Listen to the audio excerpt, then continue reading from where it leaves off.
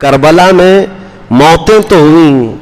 حسین اعظم کی موت، شہادت، علی اکبر کی شہادت، امام قاسم کی شہادت، سب کی ایک بار ہوئی،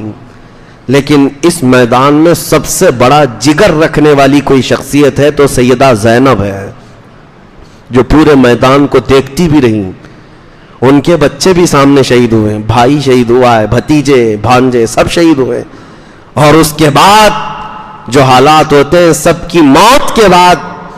جب ان کو بندی بنا کر، قیدی بنا کر دمشق تک لے جایا جا رہا، زنجیر باندھ کر کے، رسول اللہ کی وہ شہزادی نے کتنا سہا ہوگا۔ یزید کے دربار میں پہنچنے کے بعد انہوں نے اپنے اندر جتنا تھا سب نکال دیا۔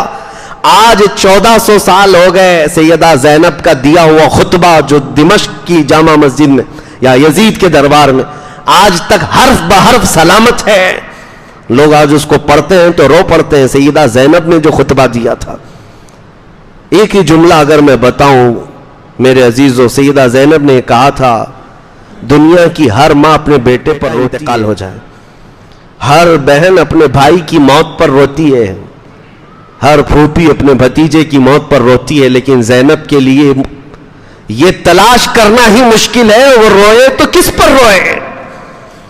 بھائی پر کہ بیٹے پر کہ بھتیجے پر کہ بھانجے پر، سب کی لاشیں ایک ساتھ ہیں۔ عزیزان گرامی وقار، کربلا کے اس میدان میں ایک بہت عظیم پیغامات دنیا کو ملے ہیں، آپ سن ہی رہے ہیں اور ہر سال سنتے رہتے ہیں۔ اس کا خلاصہ صرف اتنا ہی ہے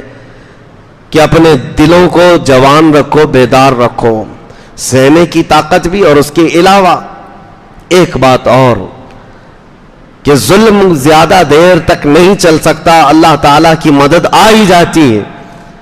آپ کو یہ نہیں کہا گیا کہ ظلم سہتے ہوئے تم خاموش رہ جاؤ، نہیں، مار برداشت کی جا سکتی ہے، پھانسی برداشت کی جا سکتی ہے، لیکن زبانی خاموش نہیں رہا جا سکتا، حق بات موت تک کہی جانی چاہیے۔ یہ پیغام ہے، اس کا کوئی الٹا میسج یہ نہ لے لے۔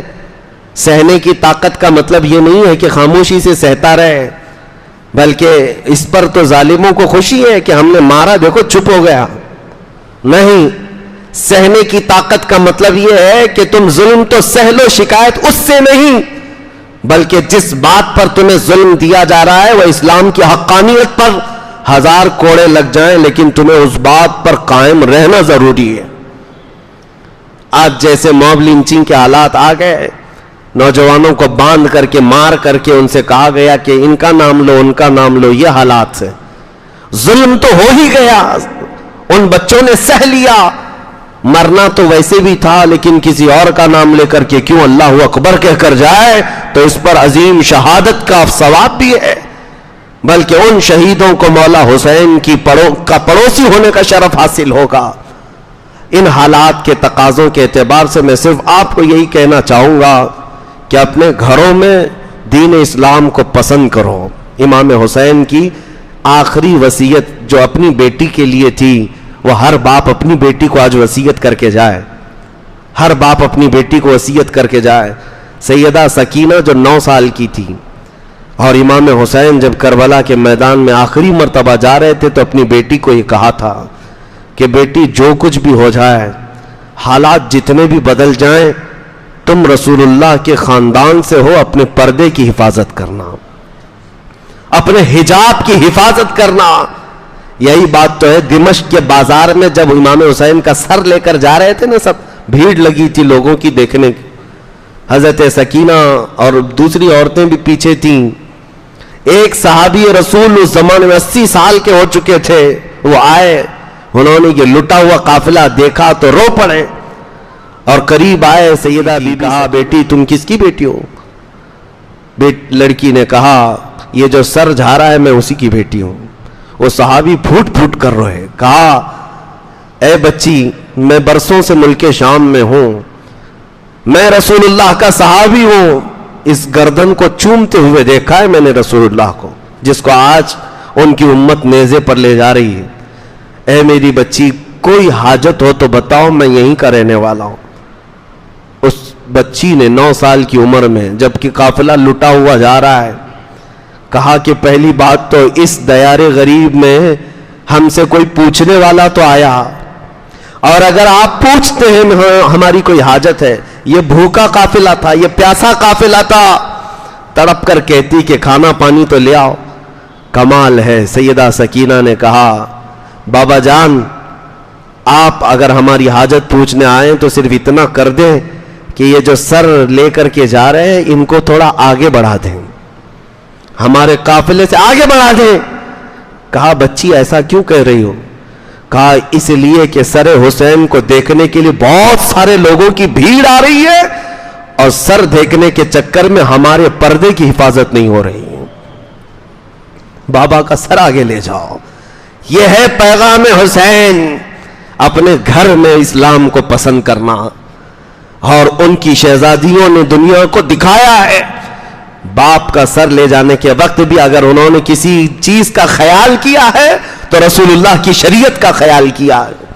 یہاں ہمارے گھر میں نارمل بھی کسی کی موت ہو جائے تو عورتیں تو بے پردہ باہر نکل آئیں گے، نہ ان کے سروں کے دوپٹوں کا خیال ہے،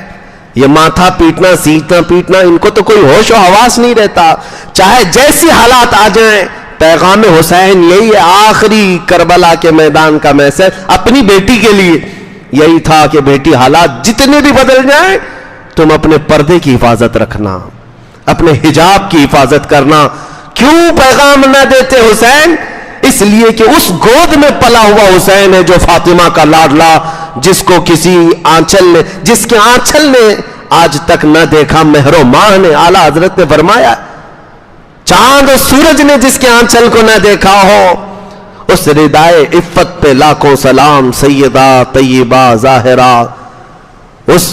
جان احمد کی راحت پہ لاکھوں سلام۔ اس حسین اعظم کا پیغام کیوں نہیں ہوتا؟ ماں کو دیکھا تھا، ماں کی وصیت کو بھی سنا تھا کہ رات کے وقت جنازہ لے جائے، کوئی جنازے کو بھی دیکھنے نہ پائے۔ عزیزان گرامی وقار، یہ بات صرف اس لیے کہہ رہا ہوں کہ آج بدلو، اپنے گھروں میں اسلام پسند کرو۔ یہ نہیں کہ اسلام زندہ باد، اسلام زندہ باد ہم نعرے لگائیں اور اپنی بیوی پر بھی اسلام پسند نہیں، اپنی بیٹیوں پر اسلام پسند نہیں، اپنے گھر کی بچیوں پر اسلام پسند نہیں، ان کو ننگا گھمانا تمہیں شوق ہو، پھر کون سی اسلام زندہ باد کے نعرے ہیں؟ پہلے اپنے گھروں سے اس کی شروعات ہو۔ تو میں سمجھتا ہوں کربلا کا پیغام ہر گھر میں پہنچ گیا۔